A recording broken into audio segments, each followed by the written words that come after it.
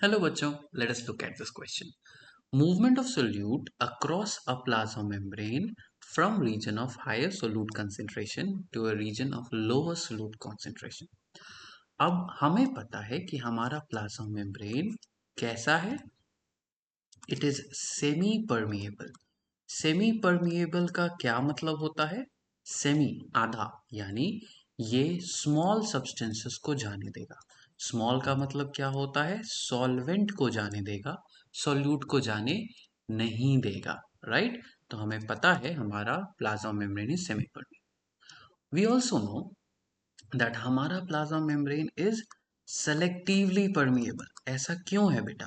क्योंकि हमारे plasma membrane में होते हैं बहुत सारे प्रोटीन्स जो कैरियर्स का काम करते हैं और चैनल्स का काम करते हैं. यानी ये अलग अलग तरीकों से चीजों को एक साइड से दूसरे साइड ले जाते हैं. But solvent movement will always be from high solvent to low solvent. लेकिन कई सारे प्रोटीन्स लो सॉल्वेंट यानी लो सॉल्यूट से हाई सॉल्यूट तक लेके जा सकते हैं चीजों को. यानी सॉल्यूट को अपने लो कॉन्सेंट्रेशन से हाई कॉन्सेंट्रेशन तक लेके जा सकते हैं. कैसे लेके जाएंगे? एटीपी का इस्तेमाल करके वो एनर्जी का इस्तेमाल करेंगे. ठीक वैसे ही जैसे अगर आपको लेस हाइट से ज़्यादा हाइट पे चढ़नी होती है तो आपको सीढ़ियाँ चढ़ने में एनर्जी का इस्तेमाल करना पड़ता है. सो एक्टिव ट्रांसपोर्ट एक प्रोसेस है जो सॉल्यूट को उसके लो कॉन्सेंट्रेशन से हाई कॉन्सेंट्रेशन तक लेके जाता है. So the correct answer is active transport.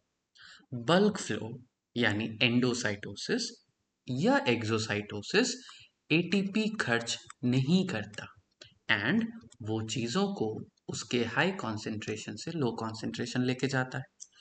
Osmosis एक सेमी परमिएबल मेम्ब्रेन के अराउंड होगा, लेकिन ऑस्मोसिस भी सॉल्वेंट का ट्रांसपोर्ट करेगा.